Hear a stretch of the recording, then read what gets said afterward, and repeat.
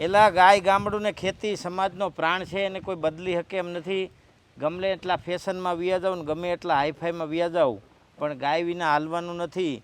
ગાયનું સાનિધ્ય અને ગાયના સાથે રહેવાનું સૌભાગ્ય તો માણસને તઈએ પ્રાપ્ત થાય કે એના હજારો જન્મના પુણ્યના ઉદય થાય ને તઈએ ગાયને હાથ અડાડવા મળે અને લાખો જન્મોના પુણ્ય ઉદય થાય ને તઈએ માણસને ગાયની સેવા કરવાનો અવસર મળે. જોકે ગાય સેવાનું સાધન નથી.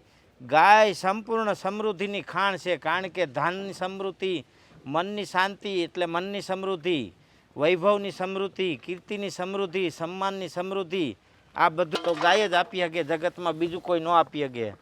અને આપણા બાળકોમાં સંસ્કાર પડેલા જ હોય છે. આપણે નાના નાના છોકરા ઘણા આવતા હોય તે એમ કહેતા હોય એના માવતર કે આ તો અમારો ગાય ભારે ને ગાંડો થઈ જાય, ગાયને પાવા જાય, ગાયને નીણ નાખવા જાય, ગાયને તૈણા નાખવા જાય, ગાયને હાથ ફેરવવા જાય. આ સંસ્કાર આપણા લોહીમાં પડેલા છે. પણ આપણે શું કરી, છોકરાને એવી મેકોલો સ્કૂલમાં મોકલી દઈ, માત્ર નિશાળ ચોપડાને 4 દિવાલની ઓયડી. છોકરાઓને તેજસ્વીને પ્રાણવાન બનાવવા હોય ને તો ગાય ગામડું ને ખેતી એક જ રસ્તો છે જગતમાં, બીજો કોઈ રસ્તો છે નહીં. એટલે બીજે ફાફા મારવાના મૂકી દો. હજી આપણા હાથમાં છે ગાય ગામડું ને ખેતી. હજી આપણે બહુ આઘું નથી પડ્યું, 50 વર્ષનો જ ફેર છે.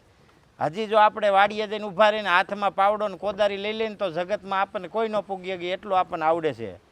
પણ હવે આ મગજમાં જે વાયરસ ઘરી ગયું છે ને, એક તો આપણે એક છોકરો હોય અને એમાં એને કાંઈ ગાય ગામડાને ખેતીની ખબર ન પડે અને નકરી નિશાળનું જ ભણતર આવડે. નિશાળ માત્ર એ જ શીખવાડે ગમે એમ કરો, પૈસા કમાવાના, ગમે એ થાય, ભલે મા બાપને છોડી દેવા પડે પણ પૈસા કમાવાના.